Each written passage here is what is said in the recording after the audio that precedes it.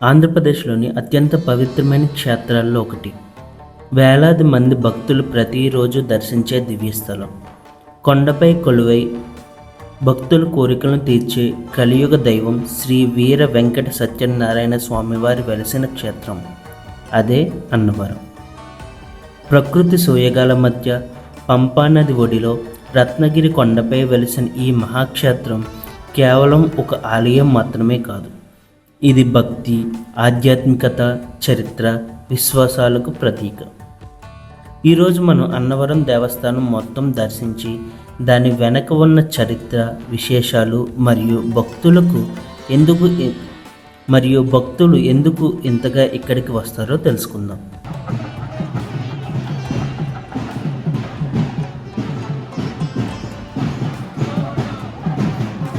అన్నవరం ఆంధ్రప్రదేశ్లోని కాకినాడ జిల్లాలో ఒక ప్రముఖ పుణ్యక్షేత్రం. విశాఖపట్నం నుండి సుమారు 120 కిలోమీటర్లు, రాజమండ్రి నుండి 72 కిలోమీటర్ల దూరంలో ఇది ఉంది. చెన్నై హౌరా జాతీయ రహదారి అలాగే ప్రధాన రైల్వే మార్గంలో ఉండడంతో దేశం నలుమూలల నుంచి భక్తులు ఇక్కడికి సులభంగా చేరుకుంటారు. అన్నవరం రైల్వే స్టేషన్ నుండి ఆలయం కేవలం 3 కిలోమీటర్ల దూరంలోనే ఉంటుంది. దేవస్థానం వారు అన్నవరం స్టేషన్ నుండి అలాగే బస్ స్టాండ్ నుండి కొండపైకి ఉచితంగా బస్ సర్వీస్ అయితే నిర్వహిస్తుంటారు. భక్తులు 2 మార్గాల ద్వారా కొండపైకి చేరవచ్చు. ఒకటి ఘాట్ రోడ్ ద్వారా వాహనాల్లో, మరొకటి సుమారు 460 మెట్లు ఎక్కుతూ కాలినడకన. ఘాట్ రోడ్లో కేవలం 2 వీలర్స్ 4 వీలర్స్ మాత్రమే అలౌ చేస్తారు. టెంపోస్, బస్సెస్ వంటివి కొండ కింద ఉన్న పార్కింగ్లో అయితే పార్క్ చేసుకుని అక్కడి నుంచి కాలినడకన ద్వారా లేదా ఆటోస్, క్యాబ్స్ ద్వారా కొండపైకి అయితే చేరుకోవాలి. ఇక్కడ ఎంట్రన్స్లో మన వెహికల్ని బట్టి టికెట్ అయితే ఉంటుంది. ఆ టికెట్ తీసుకుంటేనే మనల్ని ఘాట్ రోడ్ నుంచి అయితే అలౌ చేస్తారు. అన్నవరం ఆలయ చరిత్ర ఎంతో ఆసక్తికరంగా ఉంటుంది. 1891వ సంవత్సరంలో స్థానిక భక్తుడు ఏరంకి ప్రకాశరావు గారికి మరియు అప్పటి స్థానిక రాజుకు ఒకే సమయంలో దివ్య స్వప్నం కలిగిందని చెబుతారు.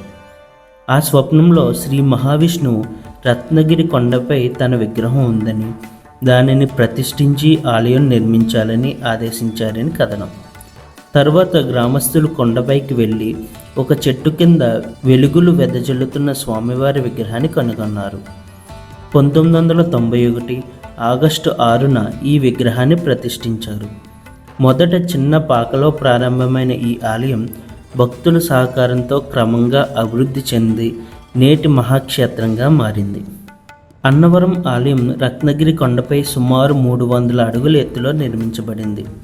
ఈ కొండ చుట్టూ పచ్చని అడవులు, అందమైన ప్రకృతి దృశ్యాలు, అలాగే ప్రవహించే పవిత్రమైన పంపానది భక్తులకు అద్భుతమైన అనుభూతిని కలిగిస్తాయి. ప్రత్యేకంగా ఉదయం మరియు సాయంత్రం సమయంలో ఇక్కడి ప్రకృతి దృశ్యాలు మరింత అందంగా కనిపిస్తాయి. డ్రోన్ కెమెరాతో చూస్తే రత్నగిరి కొండ మొత్తం ఒక దివ్య క్షేత్రంలా కనిపిస్తుంది. అన్నవరం ఆలయ నిర్మాణం భారతదేశంలోనే అత్యంత ప్రత్యేకమైన వాటిలో ఒకటి. ఈ ఆలయం ఒక రథం ఆకారంలో నిర్మించబడింది. 4 మూడల్లో 4 చక్రాలు ఉండటం విశేషం. ఆలయం 2 అంతస్తులుగా నిర్మించబడింది. కింద అంతస్తులో శ్రీమతి పాద విభూతి మహావైకుంఠ నారాయణ యంత్రం ఉంటుంది.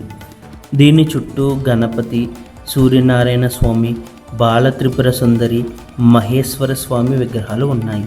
పై అంతస్తులో ప్రధాన దేవులు శ్రీ వీర వెంకట సత్యనారాయణ స్వామివారు, అమ్మవారు అనంతలక్ష్మి, సత్యవతి దేవితో కలిసి కొలువై ఉంటారు. ఇక్కడ విగ్రహం త్రిమూర్తుల ఐక్యరూపంగా భావించబడుతుంది. కింది భాగం బ్రహ్మం, మధ్య భాగం శివుడు, పై భాగం విష్ణుమూర్తిని సూచిస్తుంది. అన్నవరం అంటే ముందుగా గుర్తుకు వచ్చేది సత్యనారాయణ స్వామివారి వ్రతం. ప్రతిరోజు వేలాది మంది భక్తులు ఇక్కడ స్వామివారి వ్రతం నిర్వహిస్తారు. ఆరోగ్యం, ఐశ్వర్యం, కుటుంబ సుఖశాంతి కోసం భక్తులు ఈ వ్రతాన్ని ఎంతో విశ్వాసంగా ఆచరిస్తారు. భక్తుల నమ్మకం ప్రకారం స్వామివారిని భక్తి శ్రద్ధలతో ప్రార్థిస్తే కోరికలు నెరవేరుతాయని విశ్వసిస్తారు. కొండ దిగువన ఉన్న పంపా సరస్సు మరియు బోటింగ్ కూడా సందర్శకులను ఆకట్టుకుంటాయి. ప్రకృతి మధ్యలో కొంత సమయం గడపాలనుకునే వారికి ఇది ఒక అద్భుతమైన ప్రదేశం. భక్తి, చరిత్ర, ప్రకృతి ఈ మూడు కలిసిన పవిత్రమైన క్షేత్రమే అన్నవరం. ఒకసారి ఈ క్షేత్రాన్ని దర్శిస్తే ఆ దివ్య అనుభూతిని మాటల్లో చెప్పడం కష్టం. అలాగే ఈ క్షేత్రంలో మరి ముఖ్యంగా చెప్పుకోవాల్సింది ప్రసాదం. గోధుమ నూకతో చేసే ప్రసాదం ఆంధ్రప్రదేశ్లోనే చాలా ఫేమస్. మీరు ఎప్పుడైనా అన్నవరం ఆలయాన్ని సందర్శించారా? మీ అనుభవాన్ని కామెంట్స్తో మాతో పంచుకోండి. ఈ వీడియో మీకు నచ్చితే లైక్ చేయండి, షేర్ చేయండి. ఇలాంటి మరిన్ని ట్రావెల్ డాక్యుమెంటరీల కోసం మా ఛానల్ను సబ్స్క్రైబ్ చేయడం మర్చిపోద్దు. జై శ్రీ సత్యనారాయణ స్వామి.